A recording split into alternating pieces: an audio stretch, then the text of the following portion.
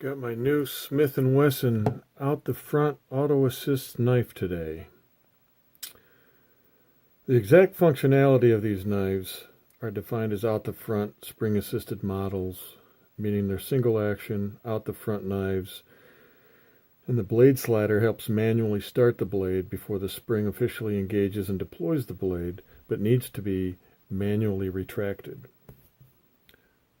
Got your little safety button here to keep the blade from being deployed, a glass breaker at the end. There's your blade coming out. There's your release, and then you set it back in. Comes with a nice pocket clip. I'm pretty happy with this.